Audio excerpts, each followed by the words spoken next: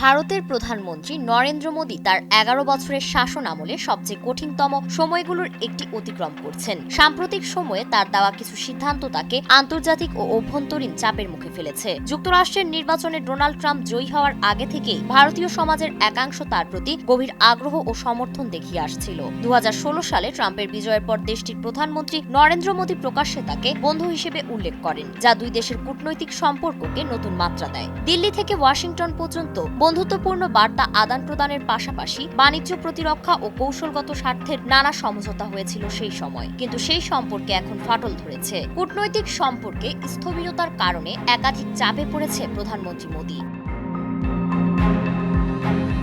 এমন প্রতিকূল পরিস্থিতি সামাল দেওয়ার পাশাপাশি ২০২৪ সালের সাধারণ নির্বাচনে ভোট কারচুপি নিয়ে বিরোধী দলের অভিযোগেরও জবাব দিতে হচ্ছে নরেন্দ্র মোদীকে। ভারতের গুরুত্বপূর্ণ রাজ্য বিহারে একটি কঠিন নির্বাচনী লড়াইয়ের ঠিক আগে এই চ্যালেঞ্জগুলোর মুখোমুখি হন তিনি।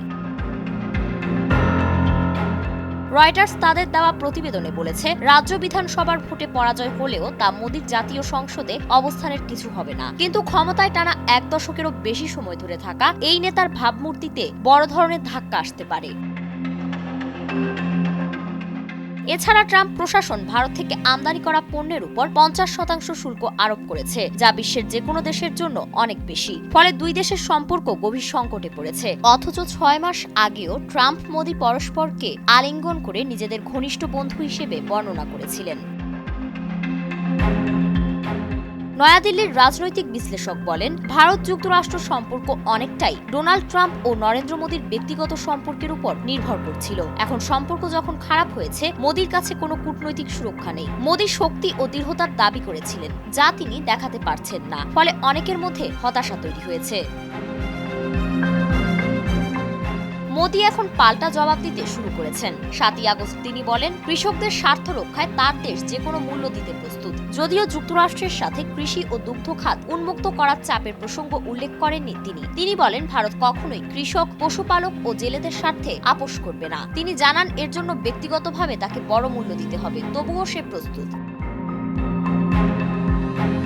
ট্রাম্প বিরোধী অবস্থানকে আরো জোরালো করার জন্য মোদী শীঘ্রই চীন সফরে যাওয়ার পরিকল্পনা করছেন। সেখানে প্রেসিডেন্ট শি জিনপিং ও রাশিয়ার প্রেসিডেন্ট ভ্লাদিমির পুতিনের সাথে তার বৈঠক হতে পারে, যা সম্পর্কের নতুন এক বিন্যাসের ইঙ্গিত দেয়।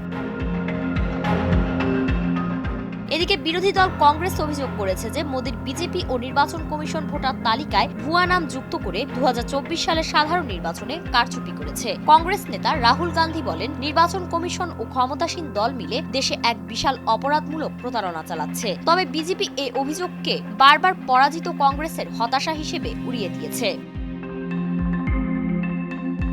ফারিন রহমান প্রীতি, নয়াদিগন্ত।